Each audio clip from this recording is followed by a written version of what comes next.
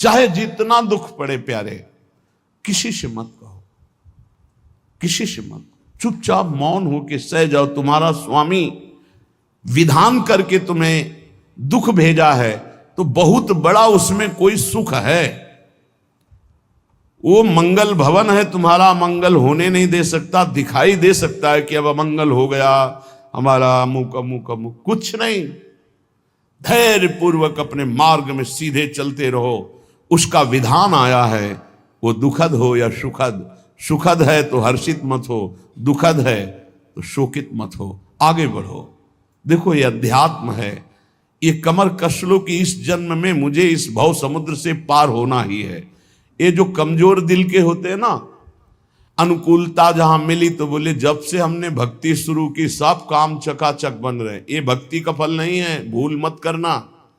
ये तुम्हारे सुकृत चल रहे हैं इसलिए है। और जिस दिन दुष्कृत का फल आएगा उस दिन भक्ति करते हुए भी कदम रखना मुश्किल हो जाएगा, पग पग पर तुम्हें दुख मिलेगा। ये सिद्धांत को समझ लीजिए तो कभी आप निराश नहीं होंगे, शूरवीर होकर आगे बढ़ते रहेंगे। जो हमारी भक्ति ये नई फसल है और इस फसल की जो आनंद वृत्ति है वो भगवदानंद है, ज्ञानानंद है, अखंडानंद है, प्रेमानंद है। वो ये भोगानंद नहीं है, विषयानंद नहीं कि भगवान की बड़ी कृपा जो चाहो वो भोग मिल गए। ये सुकृतों के फल है। ये सुकृत और दुष्कृत दोनों को यही नष्ट कर दो और निकल चलो भगवान की परम धाम में, जहां नित्य सेवा सुख का आनंद सहचरियां ले रही है। श्रीपाद कह रहे संतर्जयस ताड़यन, कोई मुझे बहुत डांटे, भर्त्सना करे और ताड़यन पिटाई भी कर दे, मुझे कुछ कभी शिकायत नहीं करनी प्रभु से। देख रहे हैं ना, वो उन्होंने विधान किया है ना कि इसको पीटो, तो हम चुपचाप पीट लेंगे, किसी से नहीं कहना। रहीमन मन की मन व्यथा रखिए मन में गोए, सुनिठ ले हैं लोग सब बांटने। इसीलिए असंगो हम, असंग किससे कहें अपने दुख सुख की बात। अपना दिल तो दिलवर को दे दिया, जो बीते सो दिल तो उनके पास है, वो तो जाने दुख सुख की बात, हम क्या जाने। हम तो बस आपके हैं। मौन, अपने विषय में न सुख की बात करे न दुख की, मौन। बात करे तो प्रभु की करे, नहीं तो मौन। मान लीजिए अगर ये मौन आप धारण कर लेंगे तो निकल जाएंगे माया से, नहीं तो किसी की निंदा कर देंगे, किसी का ऐसा कटु वचन बोल देंगे, परुख वचन बोल देंगे, भजन छीण हो जाएगा, भजन करने की वृत्ति नष्ट हो जाएगी। सैकड़ों लोगों के प्रश्न है कि पहले भजन अच्छा होता था अब नहीं होता।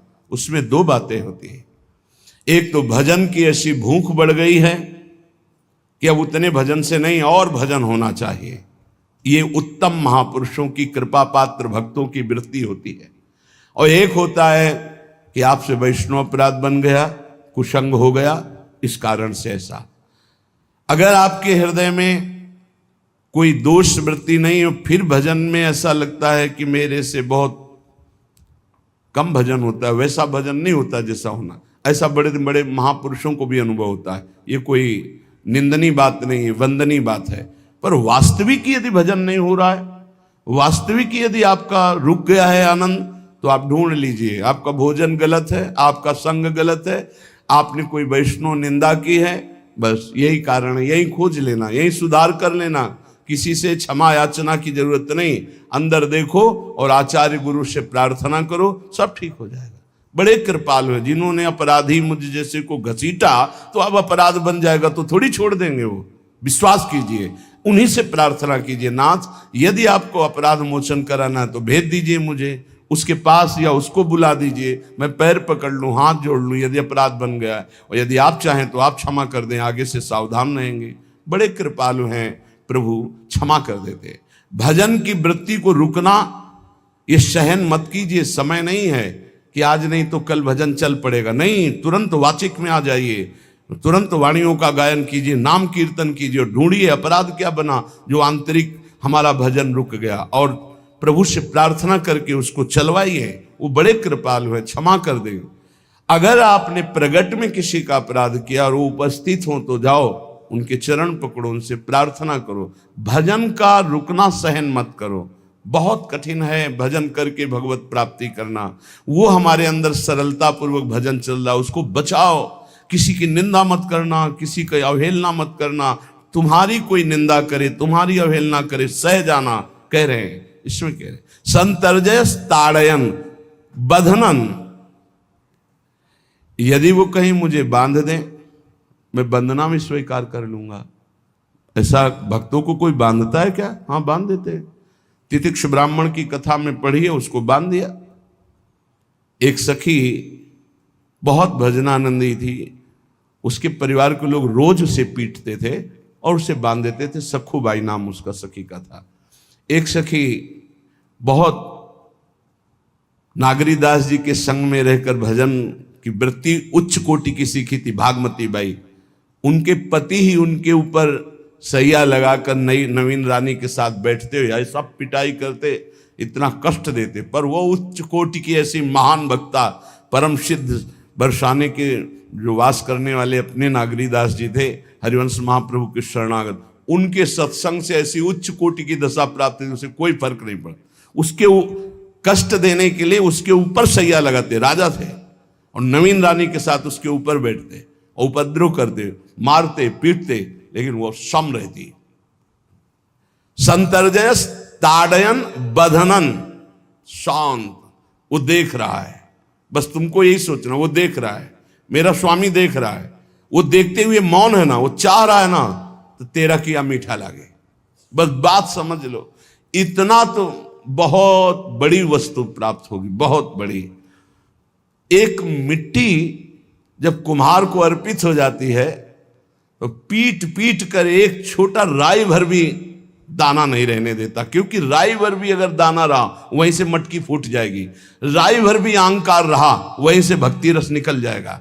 पीट पीट के उसको एकदम बराबर, फिर भी चैन नहीं, जल डाल के रौंदा, फिर भी चैन नहीं, हाथों से मल कर अपने अनुसार बनाया, फिर चाक पे चढ़ाया, जो चाहा आकार दिया, सूर्य के ताप में तपाया, फिर उसको दहकते हुए आवे के बीच में रख के पकाया, फिर उसमें रस रखने लायक क्षमता आ गई उस मिट्टी में। ऐसे ही हम जब संत महापुरुषों को, श्री भगवान को समर्पित होते हैं तो ये सब होगा। रस रखने लायक हृदय तभी होता है जब आवे में तपता है, इसलिए तैयार रहो। तभी नागरीदास जी ने कहा, बड़ो ही कठिन है भजन ढिग डरिबो। एक सूरवीर योद्धा की तरह जैसे उसके अंग घाव से युक्त होते हैं, वो कदम पीछे नहीं आगे ही बढ़ाता है, ऐसे भजनानंदी चाहिए। चाहे मुझे चोर कहा जाए, पतित कहा जाए, गाली दिया जाए, मुझे मारा जाए, बांध लिया जाए, तो भी मैं भगवान पर दोषारोपण नहीं करूंगा। मैं यही निश्चय करूंगा, प्रभु मेरे देख रहे हैं, जोई जोई प्यारो करे सोई मोई भावे, उनका विधान परम मंगलमय है। अंतः क्लेश मतीव दुस्सह तरम प्राप्नोति नाना विधि। मुझे अंदर से भी बहुत पीड़ा दी जाए, काम पीड़ा, क्रोध पीड़ा, लोभ, बाहर से तो ये दिया जाए और अंदर से भी ये दिया जाए, तो भी हे प्रिया जो आपसे नहीं कहूंगा। प्रेम में कभी शिकवा शिकायत नहीं होती, ना इष्ट से, और अपने प्रीतम के विधान से दिए हुए कष्ट को हम दूसरे से कह दें, धिक्कार है हमारी प्रीति को। प्रीतम सहावे और मैं दूसरे से शिकायत करूं? नहीं, हर विधान आपका सहूं। ये प्रेम है मस्ती का, ये लज्जू पंजू ऐसे काम नहीं है इनके। ये तो देखते हैं पैर धर के, अगर गर्म लगा तो हटा लेंगे, मत रखना गर्म ही गर्म है। और छाती मजबूत करके कि आग पे चलूंगा, तो पैर रखोगे तो चंदन हो जाएगा आग में भी। पूरे जीवन की बात कह रहा हूं, पूरे जीवन की। सोचो उस समय जब 13 वर्ष की अवस्था है और घर से निकले थे, कोई साथी नहीं है, कोई समझाने वाला नहीं, और आज इतना जीवन हो गया इसी यार के सहारे हुआ है।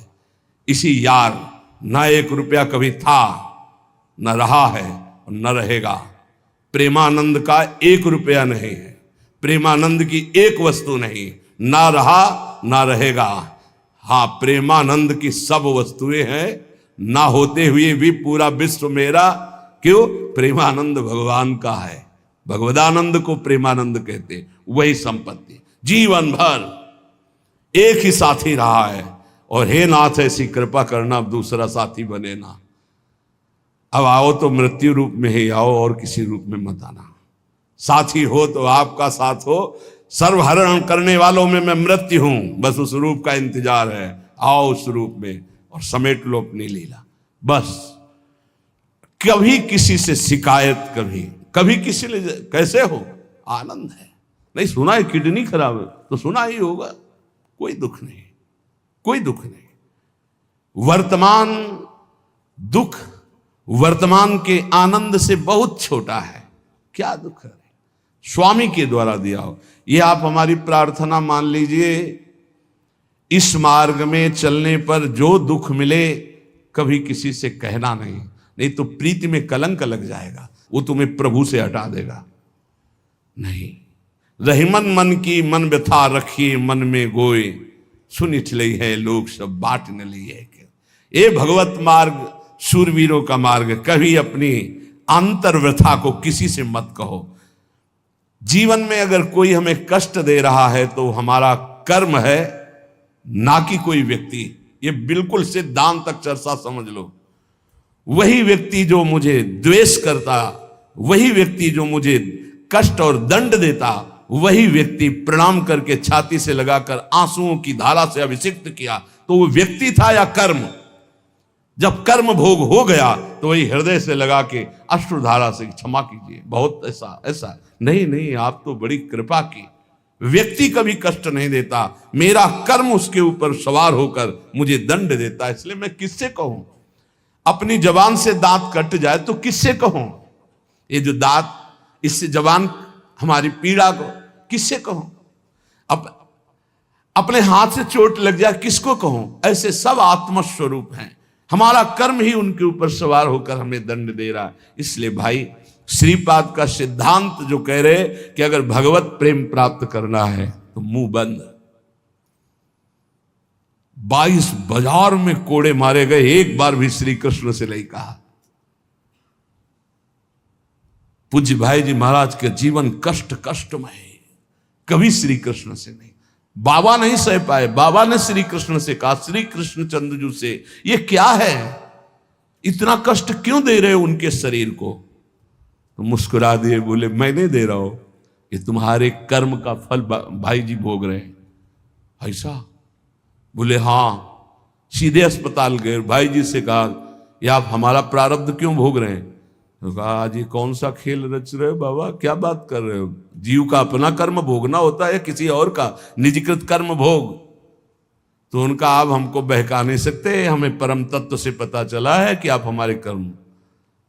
तब हंस दिए भाई जी और बोले, देखो हमें कोई फर्क नहीं पड़ता, आपको फर्क पड़ जाता।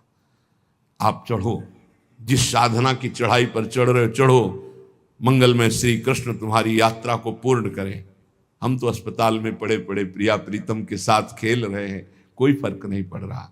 ये बड़े महापुरुषों ने अपने कष्ट की तो बात जाने दो, दूसरों के कष्टों को लेकर भोगाए। हम जरा सा कष्ट आ जाए तो बोले हमारी अंदर श्रद्धा थी अब खत्म हो रही क्योंकि कष्ट आने लगा। उसमें भगवान का क्या दोष है?